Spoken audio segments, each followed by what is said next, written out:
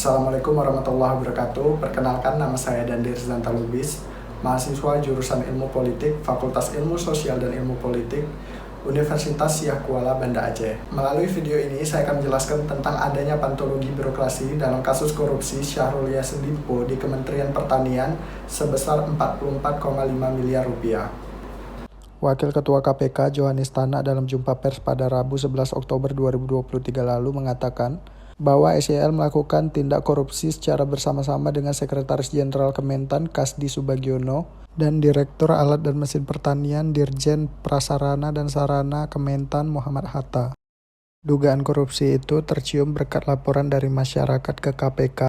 SYL diduga melakukan penyalahgunaan surat pertanggungjawaban atau SPJ keuangan negara, kemudian dugaan jual beli jabatan hingga dugaan penerimaan gratifikasi. Korupsi SYL bermula ketika dia membuat kebijakan terkait kewajiban pungutan yang ditujukan kepada ASN di internal Kementan yang tujuannya itu untuk memenuhi kebutuhan pribadinya. Berikut rincian dana korupsi yang dilakukan SYL untuk kepentingan pribadi dan keluarganya. Membeli mobil Toyota Innova untuk anaknya seharga 500 juta. Umroh keluarga seharga 1,3 miliar. Kurban seharga 1,6 miliar. Cicilan mobil Alphard seharga 43 juta, biaya sunatan cucu, biaya skincare anak dan cucu.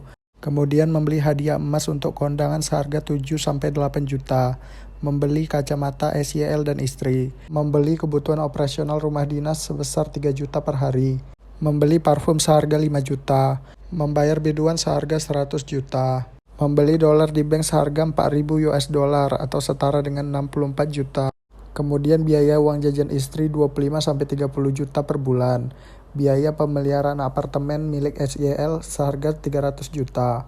Uang makan 3 juta per hari. Cicilan kartu kredit sebesar 215 juta. Perluan biaya dokter kecantikan anak SYL. Kemudian kado undangan sebesar 381 juta. KPK lantas melakukan gelar perkara bersama pimpinan dan memutuskan menaikkan status penyelidikan menjadi penyidikan. Kemudian penyidik KPK melakukan penggeledahan di rumah dinas Menteri Pertanian di Kompleks Widya Chandra, serta kantor Kementan di Jakarta Selatan. Namun ketika penggeledahan dilakukan, SYL sedang melakukan kunjungan kerja ke Spanyol dan Italia. Tak lama kemudian SYL sempat dilaporkan hilang kontak, hingga Menko Polhukam Mahfud MD menyebut SYL sudah ditetapkan sebagai tersangka. SYL dan kedua anak buahnya, Kasdi Subagiono dan Muhammad Hatta, melanggar pasal 12 huruf E dan 12B Undang-Undang Nomor 31 Tahun 1999 tentang pemberantasan tindak pidana korupsi.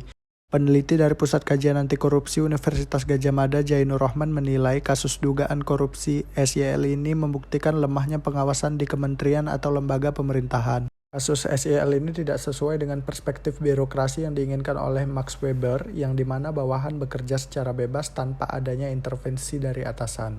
Nah, itulah penjelasan saya mengenai pantologi birokrasi dalam kasus Syahrul Yassin Limpo di Kementerian Pertanian sebesar 44,5 miliar rupiah. Demikian video yang saya buat. Wassalamualaikum warahmatullahi wabarakatuh.